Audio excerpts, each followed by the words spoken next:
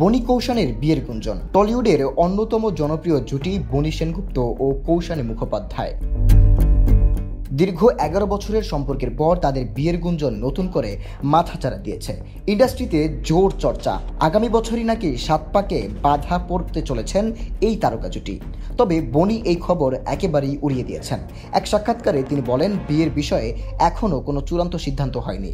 আমাকে প্রশ্ন করা হয়েছিল কবে বিয়ে করছি, আমি বলেছিলাম এই বছর সম্ভব নয়, আমাদের দুজনের কাজের চাপ রয়েছে। তাছাড়া আমি সদ্য নতুন ফ্ল্যাট বুক করেছি, সেটি পুরোপুরি রেডি না হওয়া পর্যন্ত বিয়ে হবে না। তার মতে এই বক্তব্য থেকেই বিয়ের গুঞ্জন ছড়িয়েছে, অথচ তাদের মধ্যে এখনও বিয়ে নিয়ে কোনো আলোচনাই হয়নি। এদিকে কৌশানীর ক্যারিয়ার এই মুহূর্তে তুঙ্গে।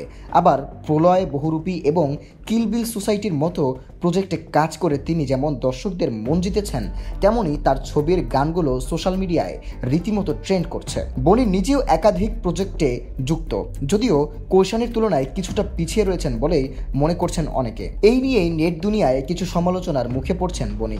অনেকেই দাবি করছেন তিনি নাকি কৌশানীর সাফল্যে হিংসা করেন। এই প্রসঙ্গে বনি বলেন, এটা নিয়ে আমি শুধু হাসতেই পারি। দ্বিতীয় সুযোগ সবাই ডিজার্ভ করে। কৌশানী সেই সুযোগ কাজে লাগিয়ে নিজেকে প্রমাণ করেছে, এটাই বড় কথা। ওর খারাপ সময়ে পাশে ছিলাম, ভালো সময়ে কেন থাকবো না? কারা এসব ভাবছে জানি না, তবে যদি কেউ এসব বলে কিছুটা ভিউ পায় তাতে তাদের আপত্তি নেই। শাহরিয়ার শুভ, নিউজ ডেস্ক, জনসংবাদ।